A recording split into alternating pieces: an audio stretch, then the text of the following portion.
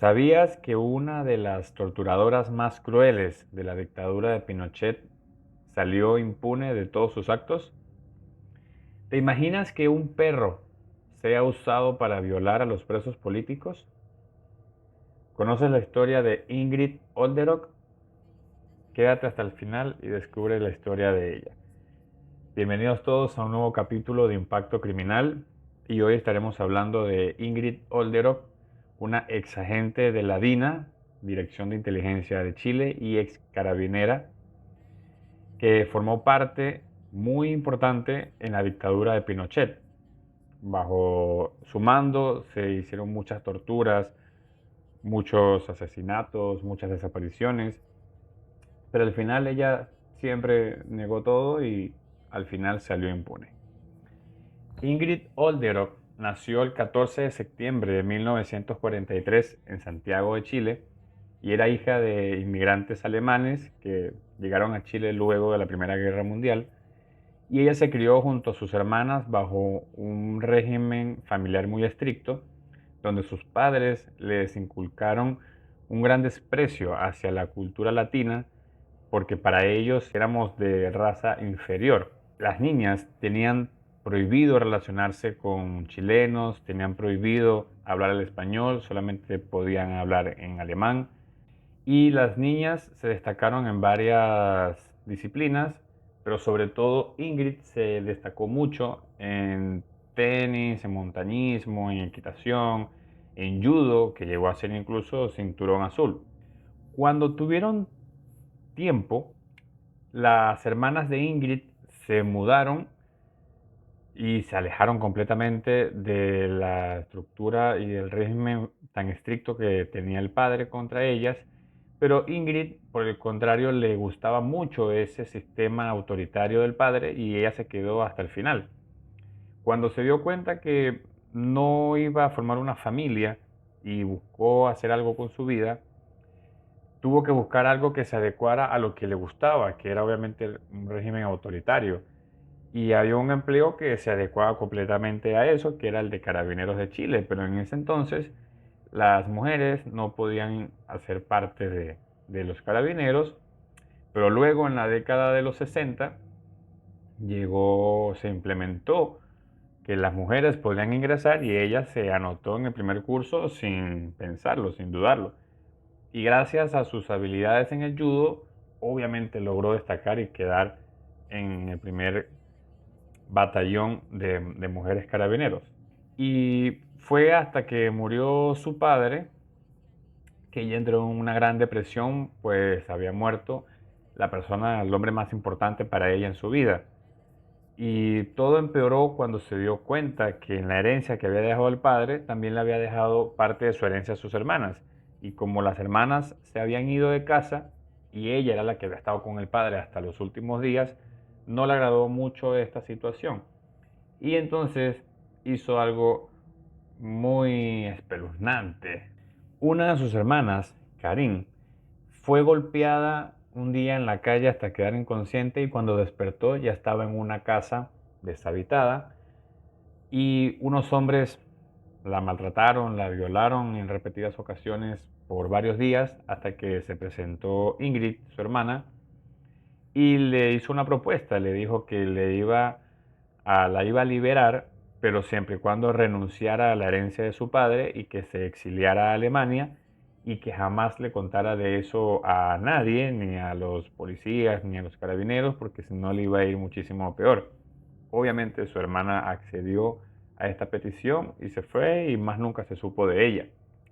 Mientras tanto, sus dotes en el judo, en la equitación, en tiro al blanco, no hicieron más que mejorar y ella fue ascendiendo rápidamente dentro del cuerpo de Carabineros de Chile. Fue la primera mujer paracaidista de América Latina.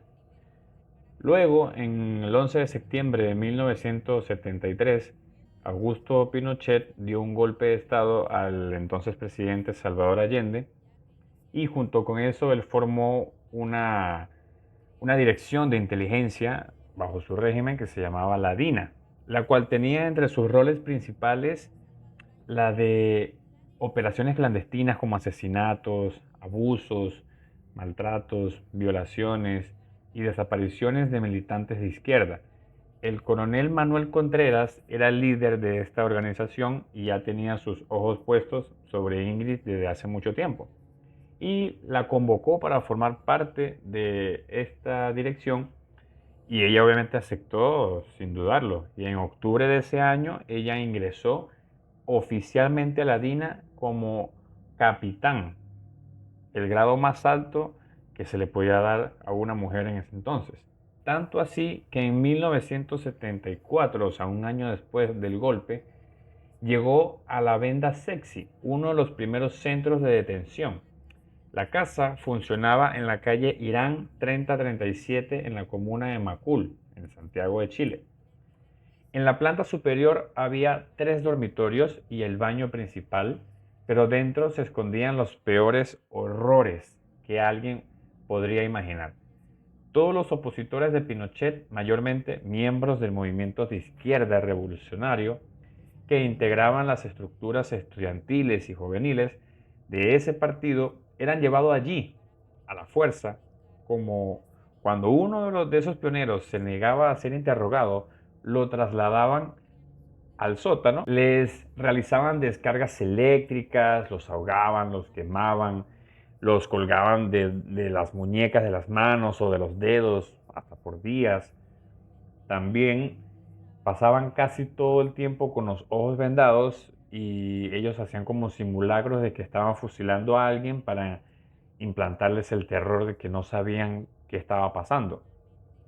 Y obviamente también los violaban múltiples veces y para que la gente que pasara por allí o los vecinos no escucharan nada, ponían música a muy alto volumen y también por eso se le conoció como la discoteca también, pero más que todo le decían a la Venda Sexy. Si bien en todos los centros clandestinos se utilizaban técnicas para sacarles testimonios a los prisioneros, el Venda Sexy se destacaba por algo. Allí el método de martirio predilecto era las violaciones. Los oficiales abusaban constantemente de las mujeres dejándolas embarazadas y luego las obligaban a abortar. Y en este contexto, Ingrid se movía como dueña del lugar. Casi siempre lo hacía acompañada de su perro, un pastor alemán llamado Volodia. Un día, mientras observaba a su perro, se le ocurrió un siniestro plan para llevarlo a cabo y una de sus primeras víctimas fue Alejandra Holzapfel. Le ordenó que se pusiera en posición fetal y una vez que estaba lista le ordenó a Volodia que se le subiera encima y la violara. Y como ella era muy buena adiestrando perros, eso fue una tarea muy sencilla para ella. Y este tipo de vejación se repitió múltiples veces con casi todos los presos que ella tenía allí, tanto hombres como mujeres. Y se les obligaba al resto a ponerse alrededor de la persona que estaban abusando y los obligaban a que tuvieran los ojos abiertos y vieran y los amenazaban diciendo que si quitaban la mirada o cerraban los ojos iban a hacer los siguientes. Ingrid estaba en su mejor momento. Tenía una forma y un sello personal de hacer sufrir a la gente y los prisioneros preferían morir antes que cruzarse con ella y con su perro. Y siempre era lo que ella había querido, que le tuvieran miedo y que la respetaran por eso.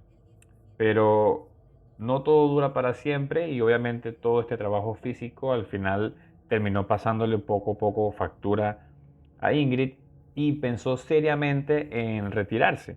Ella se lo comentó a varios de sus compañeros y todos le decían que no era buena idea porque podían hacerle algo debido a todo lo que sabía y aparte era muy buena haciendo todo lo que hacía. Luego de eso llegó el 15 de julio de 1981, en el cual ella iba saliendo de su casa y fue emboscada por varias camionetas y le dispararon en 2 ocasiones, una en la cabeza y una en el vientre. Le sacaron una carpeta que llevaba con ella y luego las personas se montaron en sus autos y se desaparecieron sin dejar ningún rastro.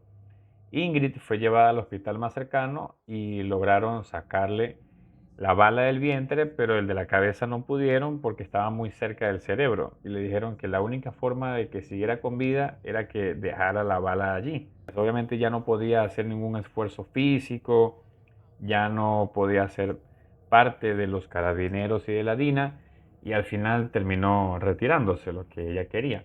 No se tomaron nada bien su renuncia e Ingrid comenzó a especular respecto al atentado. Ella estaba segura que había sido planificada por los propios servicios de inteligencia y pensaba que probablemente intentaban castigarla por su intento de deserción. Apuntó específicamente al general César Mendoza, alegando que fue él quien dio la orden para su asesinato. También creía que el mayor Julio Benimeli quedó a cargo del atentado. No obstante, esto jamás pudo probarse. Por el suceso contra Ingrid fueron acusados dos hombres de izquierda, Raúl Castro Montaner y Carlos Brut. En 1985, Carabineros le pagó un pasaje a Ingrid para que fuera a vivir a Alemania. La mujer tenía conocimiento de lo que sucedía en Chile y el rol que había desempeñado. Pero el clima de -30 grados no ayudaba para nada y hasta el país que había defendido durante toda su vida la rechazaba durante su estadía. Ingrid concedió una entrevista a la televisión de Alemania Occidental y admitió que en Chile se maltrataba a los presos políticos de manera macabra. Este accionar se realizaba hasta en niños para obtener confesiones acerca de sus padres. No obstante, negó haber sido parte de esto. Al poco tiempo, Ingrid regresó a Chile y su vuelta coincidió con el fin del régimen militar. Desde entonces, Ingrid fue citada en decenas de ocasiones para declarar por los crímenes cometidos, sobre todo en el Venda Sexy. La acusaron de homicidio calificado, raptos, torturas y desaparición de hombres y mujeres. Sin embargo, los psiquiatras de Carabineros la declararon demente diciendo que la bala que había recibido durante el ataque le afectó la memoria. Y siguiendo esta misma línea, Ingrid testificó que padecía de amnesia y salió impune del juicio. Luego de salvarse de la justicia, permaneció durante largo tiempo en el anonimato, hasta que una escritora llamada Nancy Guzmán empezó a indagar en los archivos de Pinochet y en repetidas ocasiones se topó con el nombre de Ingrid. Si bien le llamó la atención que tantos exdetenidos la mencionaban, que en 1996 fue contratada por la BBC de Londres para realizar entrevistas a los torturadores de los organismos de seguridad de la dictadura, y estas charlas serían utilizadas para un documental. Decidió entrevistar a la mujer que tanto nombraban en los archivos. Ingrid extrañamente accedió a esto y la recibió en su casa, pero no de una manera acogedora. Interrumpió una de sus primeras charlas para ir a la cocina y al volver apoyó una pistola en la mesa. Ingrid le dijo que odiaba a la gente pacifista. Luego le comentó que siempre tenía tres armas, una en la cartera, una en la mesita de noche y otra más en la cocina. Durante estas charlas, Ingrid siempre negó haber desempeñado un rol de agente represivo. Expresó que había trabajado en la DINA, pero como analista de la Brigada Purén. En sus palabras, se encargaba específicamente de leer documentos religiosos. Cuando Nancy le preguntó por el Venda Sexy, negó saber dónde quedaba. Incluso le dijo que si no le creía, podía someterla a una prueba de hipnosis. Parecía muy segura de sus mentiras. Nancy le manifestó que se le culpaba de entrenar perros para realizar monstruosidades. Muy tajante, Ingrid respondió que si bien era entrenadora de perros y había recibido varios premios por esto, no sabía cómo entrenar a un animal para que llevara a cabo un abuso sexual. También recalcó que solo había tenido hembras ovejeras. expresó que era consciente de que se le acusaba de muchas cosas terribles, pero que ella estaba tranquila porque jamás había maltratado a nadie. Después de 3 sesiones de entrevistas, Nancy aceptó que Ingrid jamás aparecería en cámara. No obstante, sus respuestas sirvieron para que pudiera escribir un libro titulado La mujer de los perros. En el mismo también dieron testimonio algunas de sus víctimas que habían logrado sobrevivir, como Alejandra Holzapfel. Posteriormente, cuando Nancy terminó su trabajo, Ingrid permaneció en completa soledad. Nadie la visitaba, ni siquiera recibía el saludo de la policía femenina de carabineros. Pasaba sin ninguna compañía los cumpleaños, las fiestas, ni sus propias compañeras de carabineros le abrían la puerta de sus casas y otros miembros directamente le pidieron que no volviera más a la institución. Lejos de hacer una introspección de culpa, Ingrid aseguraba que la gente estaba mal informada y que por eso no querían tener nada que ver con ella. Para ese entonces, su estado físico había ido de mal en peor. La bala que tenía alojada en la cabeza le molestaba todo el día. El dolor era muy fuerte. Cuando finalmente recibía visitas, eran de periodistas que buscaban su testimonio. Y en esas ocasiones volvió a asegurar que había servido a la patria y no a la institución de carabineros. Afirmó haber actuado solo para cumplir las funciones que le ordenaron. También relató que a pesar de saber que tenía vecinos de izquierda, jamás les había hecho nada porque era una buena cristiana, decía. Cuando le preguntaron si leyó las declaraciones de los familiares de detenidos desaparecidos, respondió que no le interesaba el tema. Respecto a dónde estaban los cuerpos, expresó que quienes sabían de eso no abrirían la boca, porque los condenarían a pesar de haberle hecho un favor al país. Negó todas las acusaciones en su contra y jamás llegó a ser sometida a un proceso judicial. Siguió aduciendo demencia a causa del proyectil alojado en su cabeza. Sin embargo, Manuel Contreras, el coronel de la DINA que le había otorgado su puesto, sí fue condenado a 529 años por las infracciones contra los derechos humanos. Y finalmente Ingrid falleció por una hemorragia digestiva aguda el 17 de marzo del 2001, con tan solo 57 años de edad. A su funeral no asistió nadie de su familia, pero sí algunos de sus excompañeros de carabineros. Sus infracciones a los derechos humanos quedaron completamente impunes. Jamás se le castigó por esto. Digamos que Justicia Divina recibió algo por el atentado que sufrió y por los dolores constantes y muy fuertes a causa del proyectil que había quedado en su cabeza. Pero hasta aquí el video de hoy. Déjame saber en los comentarios qué te pareció este caso. Nos vemos en un próximo video y feliz año 2024.